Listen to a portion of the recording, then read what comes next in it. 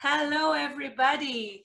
My name is Dr. Yael Hadass, and I am the academic head of economics at the International School, Rafael Rekanati International School, at the Interdisciplinary Center Herzliya in Israel. And I'm also a general manager of a publishing house. And these two combinations led me to start an initiative which called Economics for All, which means that I try to produce material to have economics knowledge understandable and accessible to everybody. Because I know that a lot of people, when they hear economics, it sounds to them something very foreign and something that they don't understand.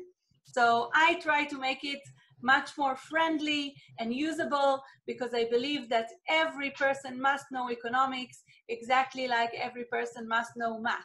So without further ado, I'm going to say what we are going to discuss today. And today we are going to discuss what is credit report, what is credit history, and what is credit rating. And I'm going to have a guest from the Bank of Israel, Dr. Yigal Menashe, who is a manager in the credit reporting. He will tell us exactly the definition of his job, but he's going to help you understand what is all this story with credit history, credit reporting, and credit rating. So I will start with a short presentation to tell you all these things that are related to that, and then we're going to discuss with Dr. Menashe. The presentation title is Economics in Corona Time, and I thank Dr. Yigal Menashe from the Bank of Israel for his help in this presentation. For people who don't know me, I have digital channels, Economics for All, Instagram, Yael Hadass, my website, yaelhadass.com, and my YouTube, Yael Hadass. You're welcome to visit. And today we are going to talk about a very important topic that is related to loans. What is really important to know when we buy a loan? And notice that I use the word buy instead of take a loan. We are used to say taking a loan, but taking a loan is not the right terminology, in my opinion, because taking a loan means that we're just taking it, whereas when we buy it, we pay for it. And obviously loans are something we pay for. So there are many things we need to know before we buy a loan. Before I'll start, just a disclaimer, all said here is not a recommendation to take a loan or any other economic decisions. Such decisions should be made in accordance with personal situation, so it is recommended that you will find a certified advisor. But here we're going to talk about general knowledge that will help you understand whatever your advisor is going to advise you. Okay, so first we have to understand that loans are products. Okay, they have a price. The product, what is the product? The product is the right to use other people's money for a given period of time. This is what we buy. What is the price? The price is the interest rate. And instead of being denoted in dollars, it is denoted by percentages from the sum of the loan that we bought. And this is actually sometimes can be confusing to people in figuring out how much they really pay for the loan. Now, it's important to remember first that loans must be returned. Okay, so it's not a gift, and it's not anything else. It's actually something we take and we have to return.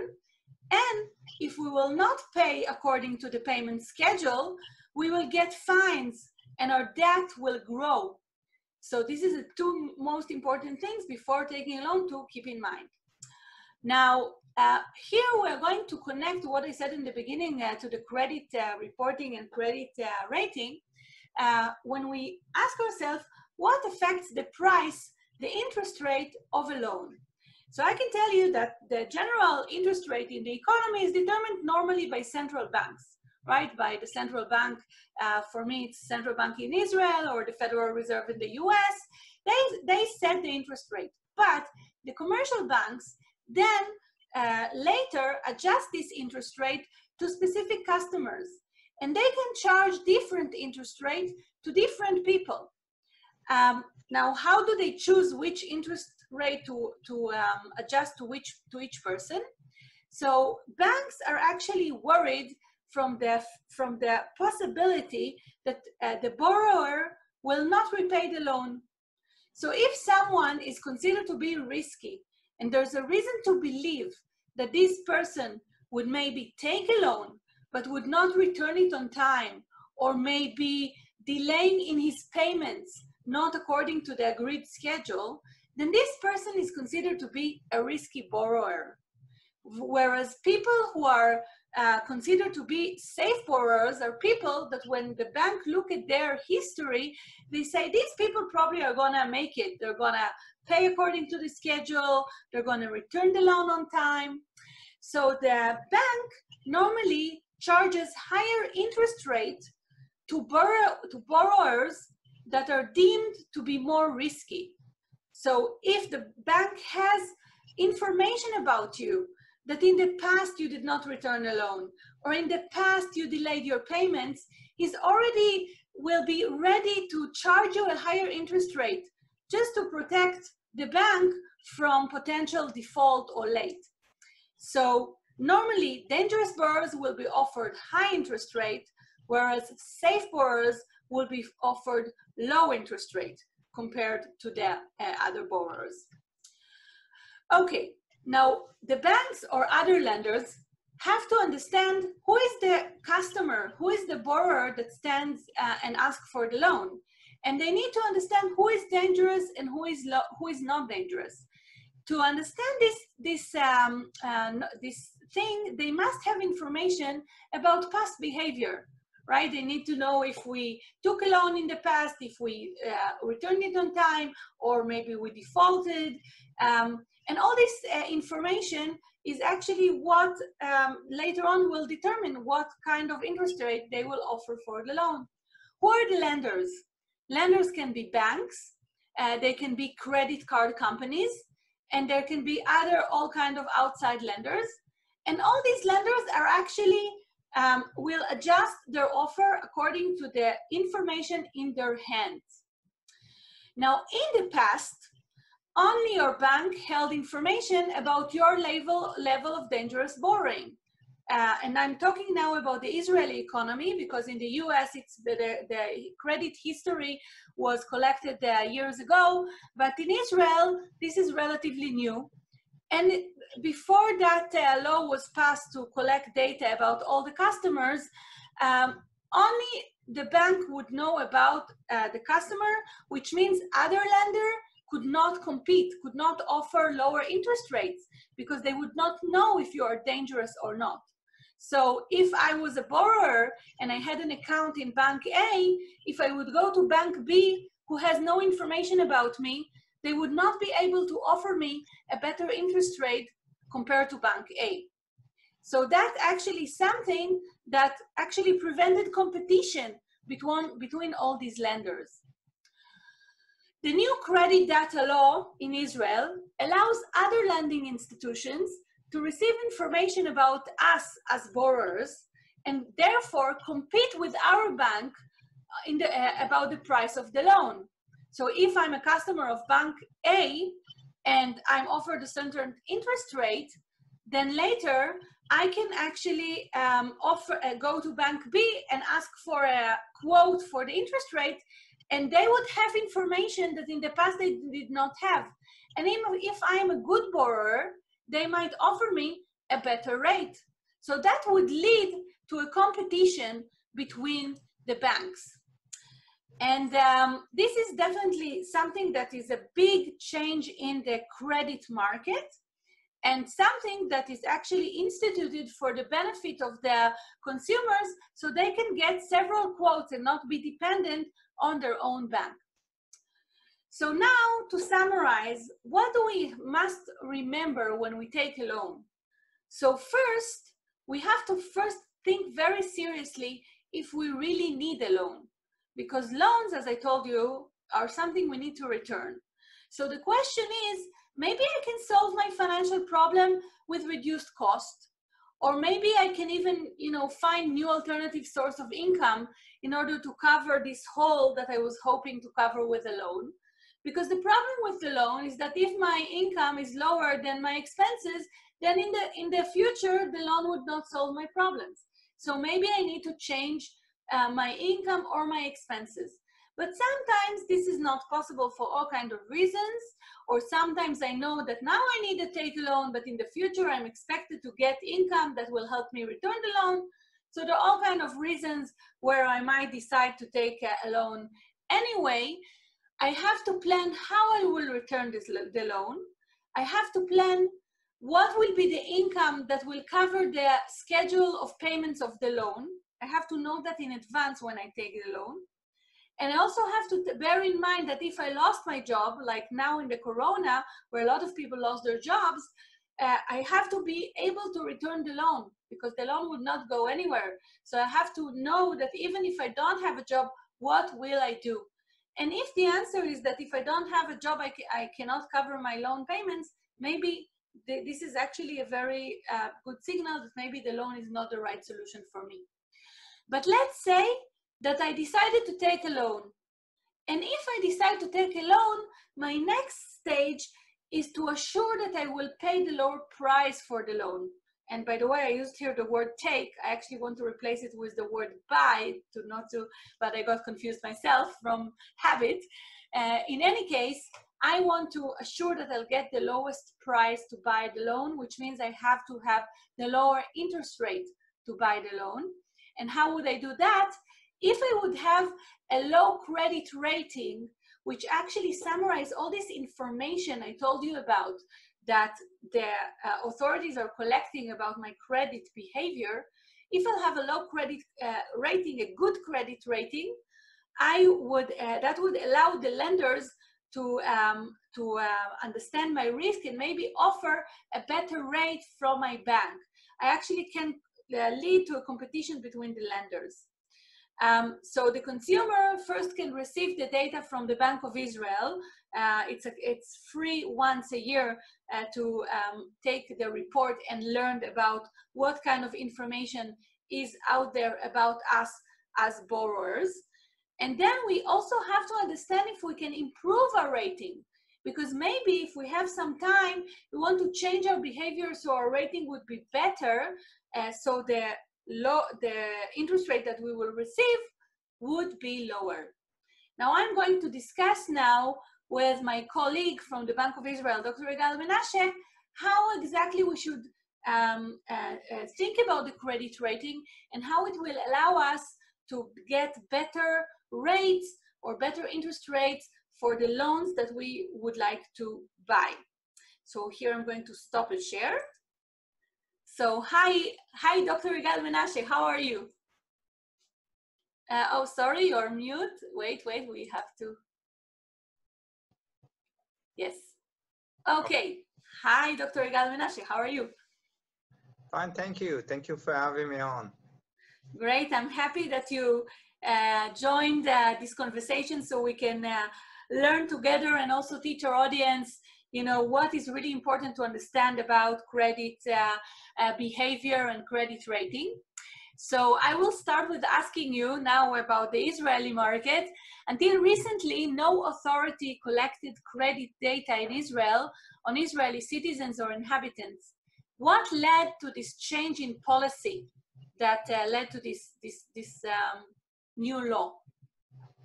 So Israel, you know, is pretty young.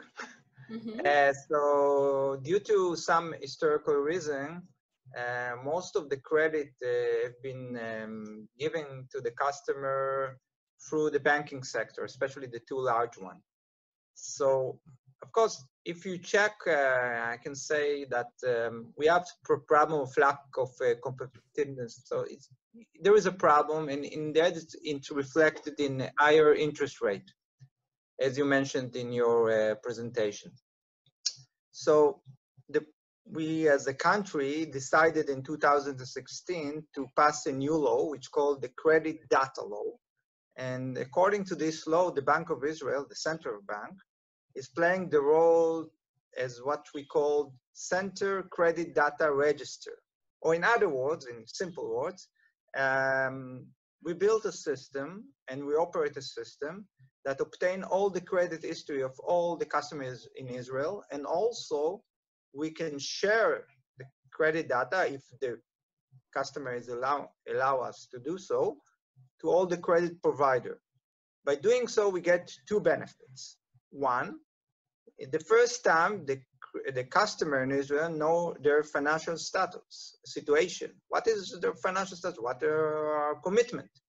And second, even I think very important one, it's that if the customer allowed to pass or to share their credit data, they will get many credit offers, not only from their initial bank that know everything about the customer, and of course, in the end, both those two changes are in favor of the customer interest. I see. Actually, so basically, when you say collecting data, I want to just narrow down what do I mean. What do you mean by collecting data? Which data is collected, and from who? Who provides the data? Okay, so exactly. So in Israel, as I said before, most of the credit data is coming from the banking sector, but it could come from non-banking sector, financial institution, credit card companies, and of course, if there is some legal problems, people go to court because they're not paying their debt at due time.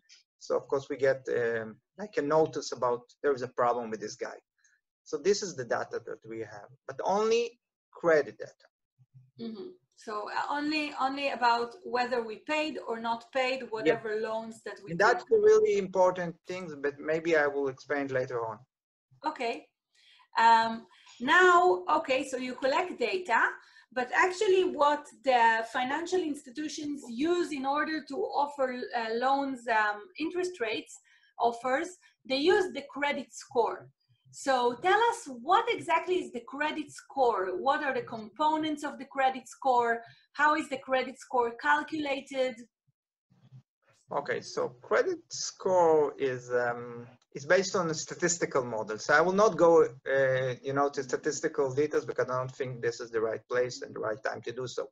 But in the end, it tried to calculate, to estimate the likelihood that you will pay your debt in a due time. Because as you said before, you buy, I completely agree to your term, you buy a loan and you have to pay it back.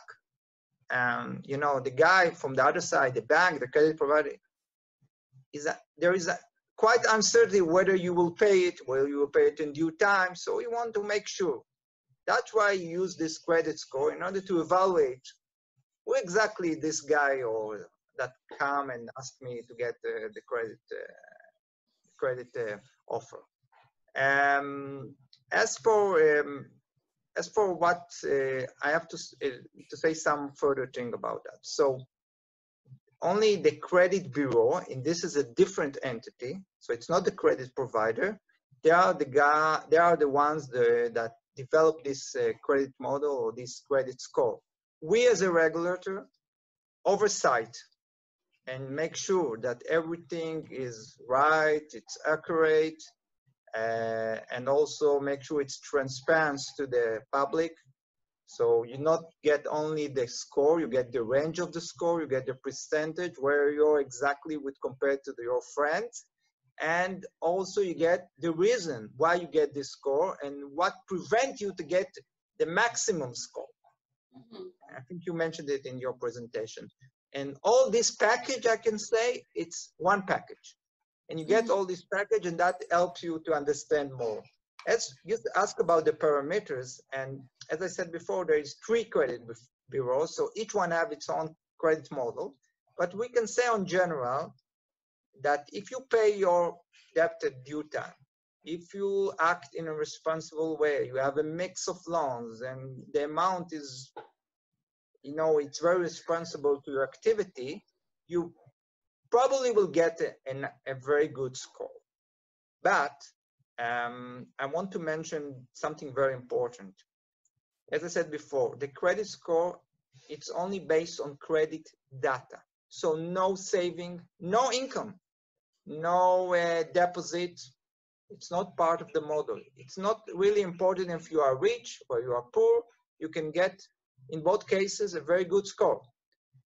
Only what's important is that you will pay it in due time. And another thing that I think it's also important, that people say maybe there is a discrimination. So various segment of the society, whether it's gender, whether it's race, religion, health status, now it's very important, or other issues are not part of the model. So it's not really a parameter in the model. Mm-hmm. That's very interesting, because basically it says, I don't care if the person is rich, because what I measure is actually behavior. So Yes. it can be a situation where someone is rich, but is like very, very irresponsible. And even though he has money, he's not paying on time, or she's, I actually want to have two genders here, like men and women. Yeah. So yeah, or if she's, she does have a saving account, but she's a bit sloppy, and she didn't realize that she need to pay a certain payment now, and now she's delayed. So all these things, actually, the credit rating actually measures your credit behavior. It doesn't measure whether you're able to pay your debt or not. Exactly, because we don't look at your income, so we don't know if you can or cannot make it. We actually judge only on past behavior. Yeah, you're absolutely correct with this. Yeah, because basically, even people who are, have low income or very tight means, some of them can be very responsible and always take loans in a way that they can return it on time, and they can, be very, very responsible. So it doesn't matter if they have a lot or not. And there are other people who may be rich but are irresponsible, so that would be different. So that's why the behavior is already a good determinant about the possibility that a person will default, not so much the income. I guess that's the reason. And also it's important to say that the score is very dynamic, because the score is only updated to the day that we measure it. So I don't know, after a month, if we will do something else, more you improve your financial status, you will get a better score. So it's very dynamic. It's not something static. Yes, this is actually really interesting, because it leads, once you understand that, first you have to understand what exactly the parameters. So we are going to discuss it just in terms of, like, I would like to have some examples about what people can do to improve their credit score. But the idea that you can improve your credit score is something I'm not sure people are aware of. And maybe, if we are planning to take a loan, it would be a good strategy to even wait a little and not go tomorrow to the bank. But if we, check our credit rating and see that it's not high enough, maybe it's a good idea to even, take some time to improve our credit rating, so we will get a better score. Of course, it's a bit more complex, because other things can change in the market. So it's not, the only parameter for decision, but it's actually really interesting that you can change your behavior, and by changing your behavior, you can affect your credit score, and then you will affect what will be the interest rate that you will be offered. So this is something I'm not sure people are aware of. And you can make it like, if I want to find a metaphor for it, it's like, if I'm going to a job interview, I can actually go sloppy, or I can, make sure that, I dress nicely, I go and, fix my hair, put my makeup, coming really, really neat to the interview, and I would get, a certain impression, whereas if I go sloppy, I would get a different impression. So it's very similar in the credit rating. If I have a sloppy behavior, I will get high interest rate offer, whereas if I have a better behavior, I will get lower rate for me. And maybe I will say something. So in the end, the ratio about all this system is to fix something, the asymmetric information between borrowing and lenders. So first, I think you can get the credit report while you have the bargaining stage, let's say. So you are now actually negotiating with the bank. It could be also in a digital way. It's not in a physical one. And then you say, okay, I want to see my credit score, I want to see my credit report, and then you have this advantage, and you can bargain in with a strong position, and not from, I don't know, I don't really know exactly what this guy is telling about my financial stuff. That's one thing. And second, and you mentioned it, you could do it in advance. So you could go to the website of the Bank of Israel and download the credit report, and you will get a more confidential credit report, because it will include other very discrete information about yourself that the credit provider couldn't see it. And then you could prepare yourself. You see, oh, I have this problem, now I can fix it, and maybe I will go after a month or two to the same credit provider, and then I will have a better score and I will get a better offer. So, you know, it's enlarge your option. Can you give explanation to things that, you know, hurt the credit score and people can fix? Yeah, so as I said before, the most important thing that you will pay your debt in due time. So if you miss a payment, I don't know, for a month or 2 months, this is a problem, because the bank will say, I'm not really sure that you will miss it again.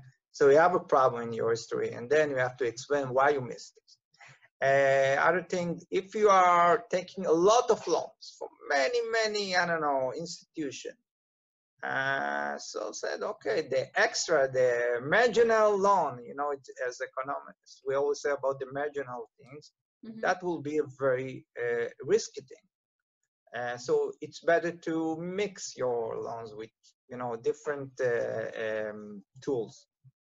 When you say, what do you mean by mix your loans? Like, I so thought don't you said use that you only, have... so you go to, so you have credit card and you have other loans, so not use only one element of the loans sometimes.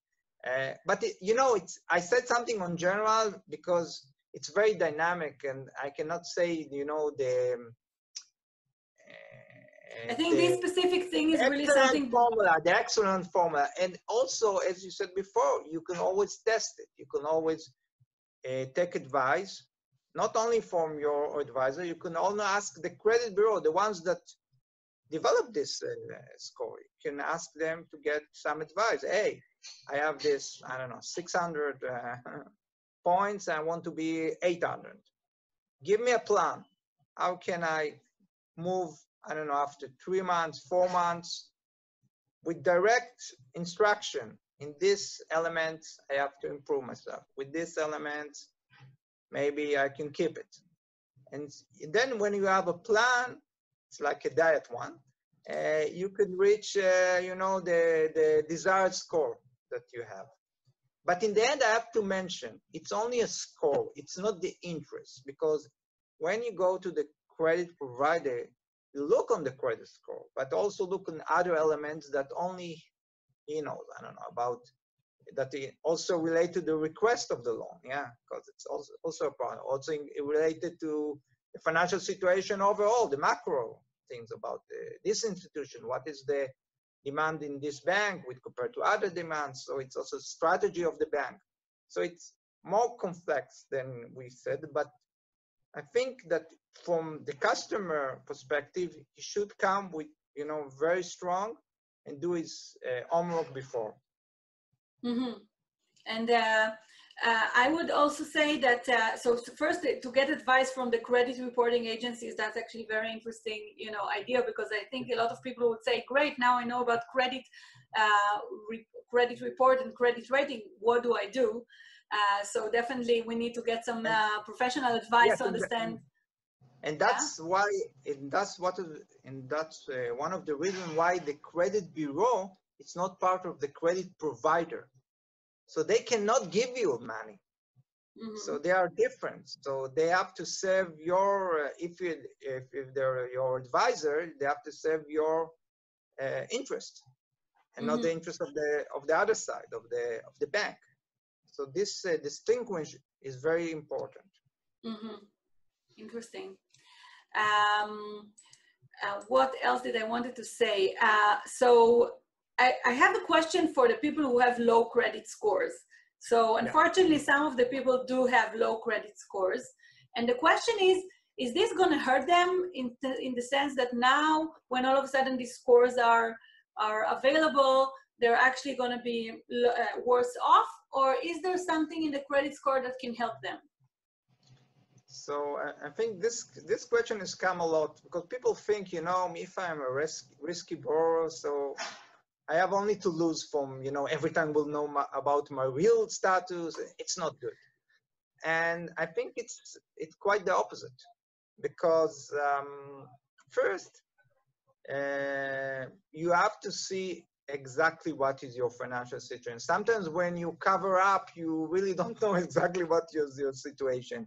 And the cures come only in the first stage when you admit, yes, I take this mirror, and this is my situation. So this is one thing. And second, and I think maybe more important, that's if you remember that in the current situation before we passed the law was that that the negative information, that you miss this payment, that you are have some problem, that's why you are a risky borrower. The bank already know that. But now, in many cases, although you have some problem, you still pay your mortgage in time, you still pay the credit card payments, and this is a positive information. And now, the first time, you will get the negative information, but also the positive one. So, of course, that will help you to get a better score with compared to, you know, to the previous situation that you get only the negative one. Mm-hmm. Interesting. For the risky borrowers that, you know, they have hope to improve their situation. I also would like to address another thing that people are concerned about, and that's privacy issues. So there's a privacy issues regarding my credit score and credit history, right? The credit history is actually following what I did, and credit score is actually translating it into one number that sort of summarizes the probability that I will default or not.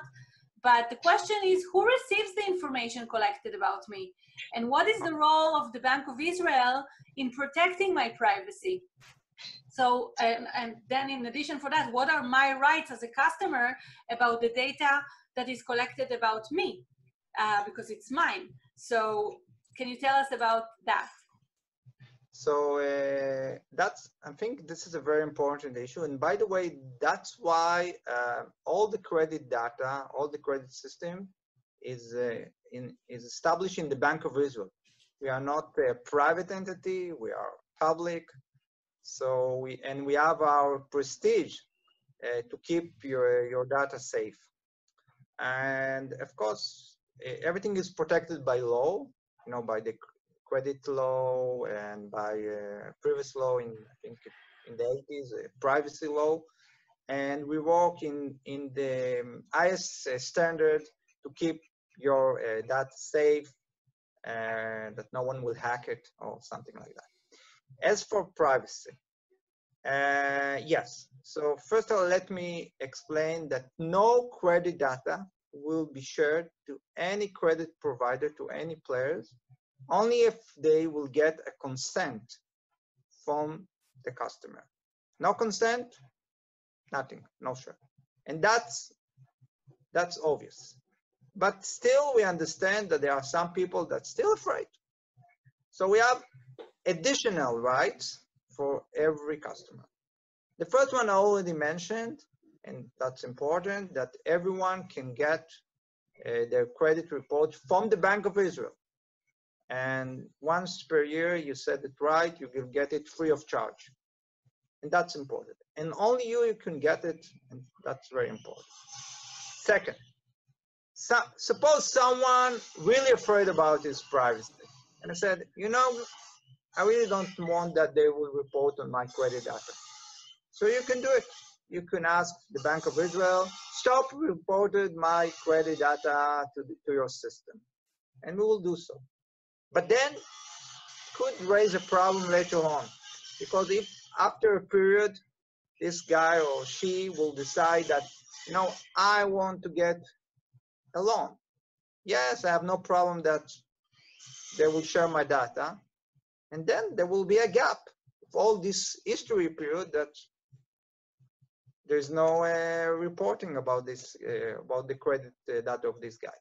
Mm-hmm. And of course, that will raise a problem in the score because no one knows about what is the character.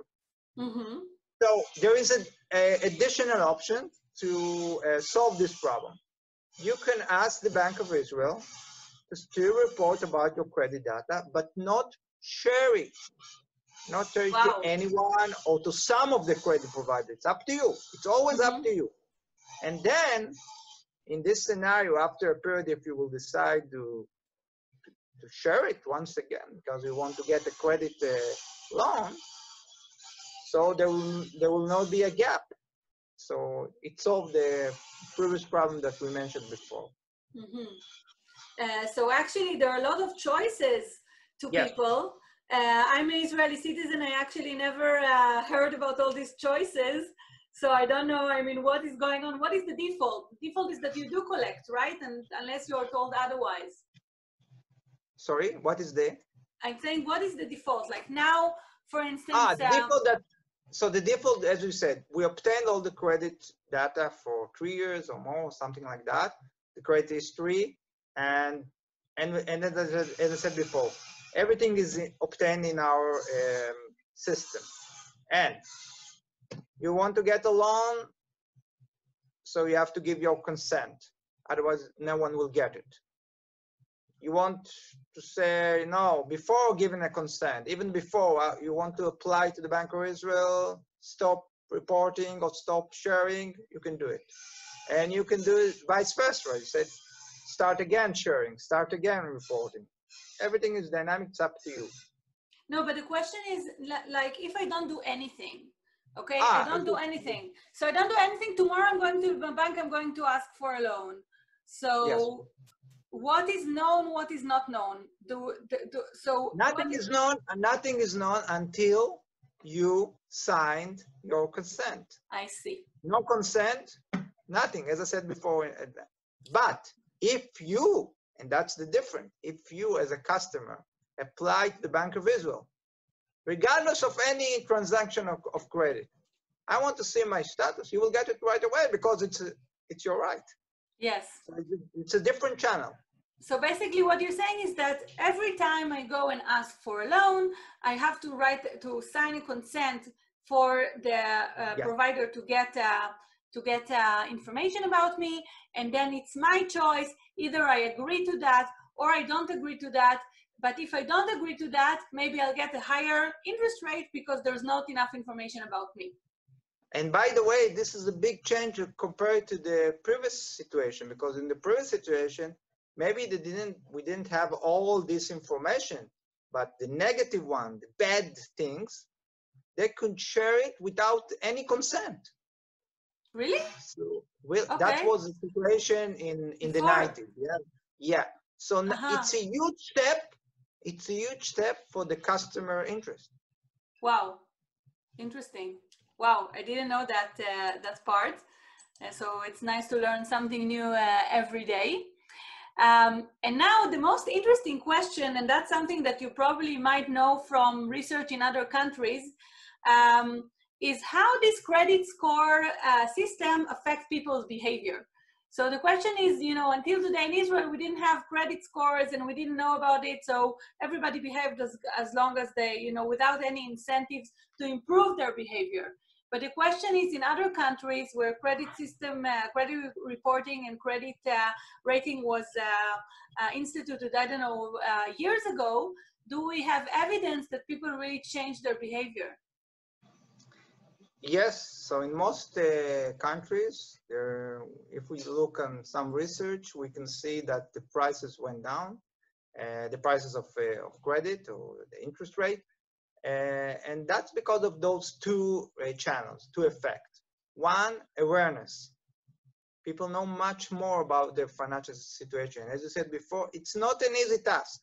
You speak about people about credit card, it's not like in apples or vegetables. You have to understand what exactly, and then you have huge operation of data and advisors, and you could work, and you have a tool that it's very dynamic and sometimes it's free of charge. And second, the option that everyone, not only your bank, everyone will know your real status. And by the way, most of the customers in Israel are very good customers, not risky at all. And why, if they are not risky at all, why we don't have a very low interest for everyone? This is the question we have to ask. And that's because we still have no and so enough competition in the credit market. And that's the way, this is the infrastructure that everyone will know that you are better and you are good clients. It's good to give you it's good that you will buy the credit card, you buy a credit loan from me, because probably you will give back all the payment in due time. So why you will not get a lower interest rate? So this is the big change. It will take a time because, we only started in 2019, we operated. People have to, all the operation, the computers have to manage, to understand this new area. But I think we will see it, because I think in the end, the laws of competition will win. Very interesting. So that means that to have more competition, at least in the Israeli market, probably there need to be more players, because I think the problem is also the number of players normally when you have issues with competition. So I think it's a combination of players and information, but at least, that specific situation of addressing the information asymmetry has been addressed by this system. So that's actually something that is very interesting, and hope that it will really make our lives as people who use credit much better. So that's actually something to hope for. So I think I'm done with my questions. So I want to thank you for this interview, and I hope we helped some people to understand the new system in Israel. And if other people in the internet from other countries would see us, then they would make some adjustment for their own system. They have to maybe see if it's the same, but just the idea of collecting data on credit and interpret it to a score that would determine how risky you are. Yes. This probably is common in many places, right? Okay, thank you.